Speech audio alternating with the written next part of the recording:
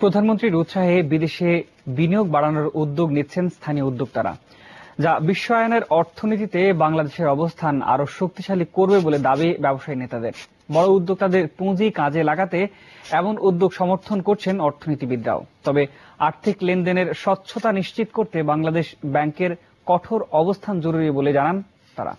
Report করছেন শেহাদ সিন্ধু। স্থানীয় পোশাক শিল্প মালিকরা 200 কোটি টাকার বিনিয়োগ করবে ভারতের গুজরাটের শিল্প প্লটে।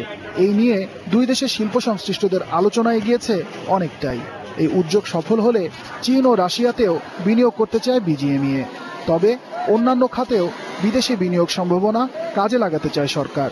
এ ব্যাপারে উদ্দীপনা দেখা দিয়েছে ব্যবসায়ীদের মাঝে। আজকে গার্মেন্টস ইন্ডাস্ট্রি যদি আফ্রিকা থেকে গার্মেন্টস করে কিংবা অন্য দেশে গার্মেন্টস করে, যেখানে আরো সুযোগ সুযোগ রয়েছে ফর এক্সপোর্টস এন্ড আদার্স, তারা কিন্তু ওদের চেয়ে বেটার করবে, because they technical know how, their quality is much above. ঠিক সেরকম ভাবে ব্যাংকের ব্যবসা, বীমার ব্যবসা আমরা কিন্তু এখন সক্ষম। অর্থনীতিবিদরাও মত দিয়েছেন বিদেশি বিনিয়োগের পক্ষে।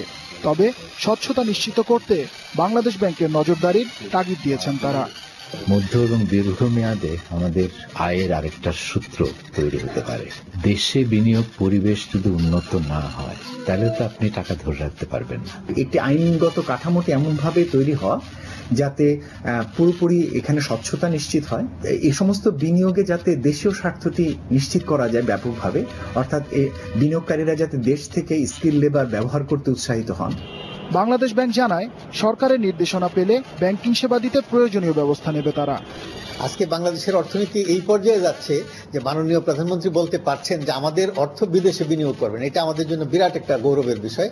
আমরা মনে করি যে যদি এই ধরনের কোনো সিদ্ধান্ত সরকার গ্রহণ করেন তাহলে বাংলাদেশ ব্যাংক এবং ব্যাংকিং সেক্টর অবশ্যই সেটাকে সাপোর্ট দেবে।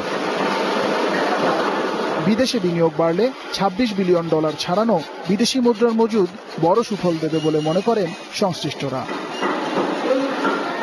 শেহাদ সিন্ধু, যমুনা নিউজ, ঢাকা।